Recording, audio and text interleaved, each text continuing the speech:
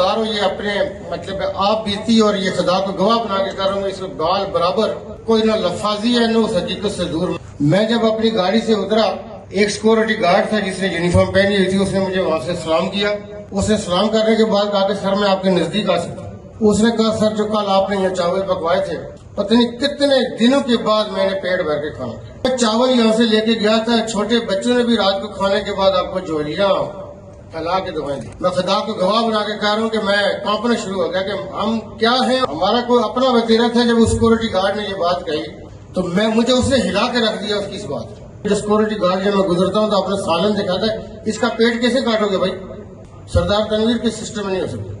چودھری انوار صاحب جس کا مجھے خدشہ ہے کہ یا وہ اسمبلی توڑ بیٹھیں گے یا خودکشی کریں گے، بال نوچیں گے۔ سازشیں کرنے والے اس قسم کے کرتوت رکھنے والے منافقین ہوتے ہیں، ان کو اللہ تعالیٰ کس انجام سے دوچار کرتا ہے۔ آپ کو اور مجھے اجتماعی دعا کرنی ہوگی کہ آزاد کشمیر کے حالات پہ اللہ تعالیٰ رحم کرے۔ میں یہ اپنی ججز کا شکریہ ادا کرتا ہوں رجالدو کا، ہم نے کئی لوگوں کے مکروہ چہرے دیکھے، لیکن میں ان لوگوں سے گلہ کروں گا کہ جو ایسا بدبخت لے کے آئے کہ جس کا حکومت سے کوئی واسطہ ہی نہیں، پتہ ہی نہیں حکومت کیا ہوتا ہے۔